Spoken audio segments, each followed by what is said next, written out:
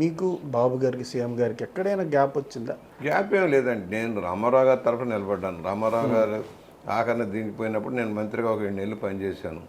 అంతకుముందు నాకు planning board ఇచ్చారు. ఒకసారి ప్లానింగ్ బోర్డులో కూడా ఏమీ ఉండదు దాంట్లో. వాస్తవానికి ప్లానింగ్ బోర్డు పవర్ఫుల్ బోర్డు కాదు. ఎలాగంటే ప్లానింగ్ కమిషన్ వేరు, ప్లానింగ్ బోర్డు వేరు. అది అలంకారప్రాయమైన పదవి. అయినా కూడా దానికి ఒక వెన్నె తెచ్చారు. రామారావు గారు మంత్రివర్గంలో మొదటిసారిగా ఇవ్వలేనప్పుడు ఆయన గౌరవించడం కోసం క్యాబినెట్ ర్యాంక్ ఇచ్చి నాకు ఇచ్చారు. అయినా కూడా దాన్ని కూడా ఆసరా చేసుకొని ఒక కాన్సెప్ట్ బిల్డప్ చేసాం. కొన్ని మాండలిక వ్యవస్థ తయారు చేయడంలో కానీ, రెసిడెన్షియల్ పాఠశాలలు ఏర్పాటు చేయడంలోనూ, ఆ రోజుల్లోనే ఐటీని ప్రమోట్ చేయడంలో కూడా కృషి చేసాం.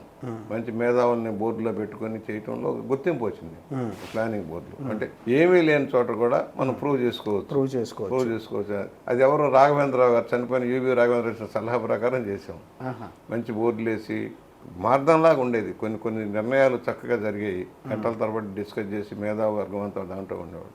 తర్వాత నాకు రామారావు గారు 93లో నేను ఫైట్ చేశాను. 93లో అందరూ భయపడ్డ రోజుల్లో రాజమండ్రిలో మీటింగ్ పెట్టి సక్సెస్ చేశాను. ఆ తర్వాత ధైర్యం వచ్చి అన్ని చోట్ల పెట్టారు. రామారావు గారు ద్వితీయ వివాహం చేసుకున్న తర్వాత సమస్య అది. అందరూ భయపడే రోజుల్లో మీటింగ్ పెట్టాం, సక్సెస్ చేసాం.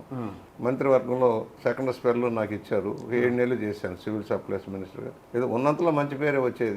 సరే అనుకోకుండా రామారావు గారిని దించేయటంలో అప్పుడు రామారావు గారి పక్షాన ఉన్నాం. రామారావు గారు చనిపోయిన తర్వాత కూడా ఆయనతోటే ఉన్నాం చాలా. రామారావు గారు ఎందుకంటే ఆయన వల్ల గుర్తింపు ఎక్కడో పుట్టి ఎక్కడో పెరిగిన మాకు స్థానబలం కొనబలం లేకపోతే ఒక నాయకత్వ లక్షణాల వల్ల అనేక వర్గాలను ఆకట్టుకోగలిగామంటే ఆయన బలమేనని చెప్పి ఆయనతోటి ఉన్నాము. తర్వాత ఆయన మరణించిన తర్వాత మళ్ళీ చంద్రబాబు గారి ఆహ్వానం మేరకు మళ్ళీ పార్టీలోకి వచ్చాం. అప్పటి నుంచి బీఫారాలు ఇస్తున్నారు, గెలుస్తున్నాను, నా పని నేను చేసుకెళ్తున్నాను. పదవులతో నిమిత్తం లేదు. ఇది పెద్ద పదవులు ఏమీ కాదు. అంటే బాబు గారిని ఆ టైంలో మీరు బాగా వ్యతిరేకించారా? రామారావు గారు దించినప్పుడు వ్యతిరేకించాను, గట్టిగానే వ్యతిరేకించాను. ఎందుకంటే ఆయన ఆరోగ్యం బాగాలేదు. ఆ మహానుభావుడు ఉన్నంతకాలం ఆయన ఉన్న తర్వాత మీరు ఎవరు ఇచ్చినా పర్వాలేదు. రామారావు గారు ఉన్నంతకాలం ఆయన ఉండింది. తర్వాత అల్లుల్లో కొడుకులో మీ కుటుంబమే వస్తుంది, మేమెవరం కాదు కదా. ఆ ఆలోచనలో ఉండేవాడిని. అందుకని రామారావు గారి కోసం ఫైట్ అసెంబ్లీలోనూ బయట చనిపోయేదాకా పోరాటం చేశారు. అంటే దానివల్ల కొంతవరకు మీ మంత్రి పదవి ఈసారి ఆగిందనుకో. ఆయన ఆలోచన విధానాలు వేరు, ఆయన లైన్ వేరు. సరే నా శక్తిని ఎంతవరకు ఉపయోగించుకోగలిగితే ఉపయోగించుకుంటారు. నేను కూడా అదే ఫీల్ అయ్యేవాడిని. నేను ఒక ఎమ్మెల్యే తప్పితే నేను ఏ పదవిలో అలంకరించలేదు.